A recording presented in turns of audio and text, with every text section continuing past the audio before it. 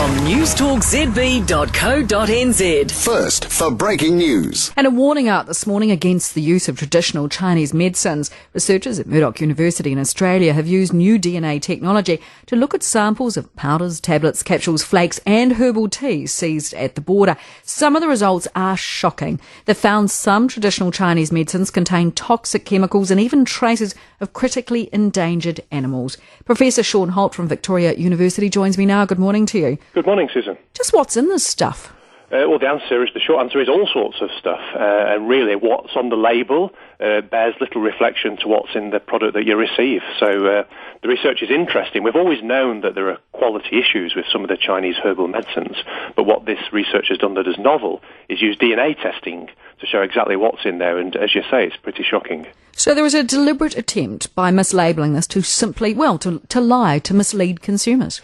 Yeah, that might be slightly harsh. We're going to look at sort of the cultural history of this. And, obviously, by definition, this has been used for thousands of years, this type of medicine. And the way it works is there are, dozens, if not hundreds of components. And sometimes, you might not be sure exactly what's going in there, and they'll just make a big recipe. So, it is wrong in that, people don't know what they're taking, but it's sort of almost part of the medicine itself. Mercury and arsenic not part of the medicine, and some of that's been found in these medicines, hasn't it? That's right, and also the similar thing has been found with Indian traditional medicines as well. So what I always say about both Indian and Chinese traditional medicine is that in time, I'm sure we're going to find that some of these herbs and products are very useful, are safe and effective. But at the moment, we have a couple of concerns. Firstly, we don't have the clinical trials testing to show that they're safe and effective. And as this illustrates, we also have quality assurance problems.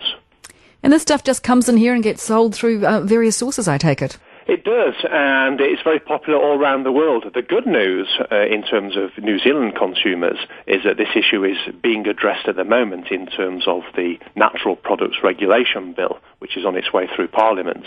So when that's done, my understanding is that it will only be possible to sell products that have certain quality assurance. So the issue is being addressed. Quite shocking that there are traces of endangered animals. What sort of animals do we think are in there? Well, the main one that we worry about is one called the Asiatic black bear, and this is quite a horrendous practice. There are thousands of bears in bear farms in China, totally illegal by international standards, and it's very cruel and painful in the way that they extract the bile from them, because black bear bile is a traditional Chinese medicine. So most people will be horrified about this, and yes, this black bear bile was found in a lot of these products that were tested. And some labelled as traditional Chinese medicines are actually just straight pharmaceuticals. They are. That's a real problem. We've had some examples of this recently. There was a problem for erectile dysfunction, and it just contained straight pharmaceutical Viagra. It wasn't a Chinese herbal medicine at all. I guess it worked.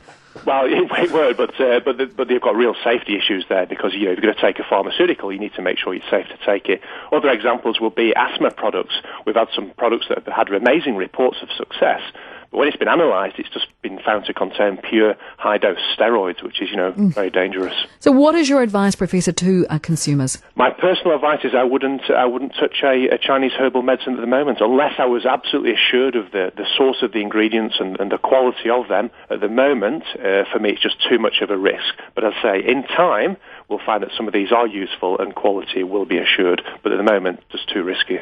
Thank you for your time this morning, Professor Shaun Holt from Victoria University.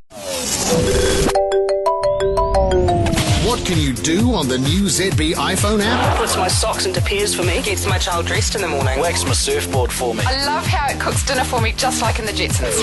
And wait till you see the real whizzy stuff. A little man jumps out of my iPhone and does my housework. So keep up with your favourite radio station. Available now on iPhone and Android. Newstalk ZB. Thanks to launch partner Harcourts. Global, national, local. You.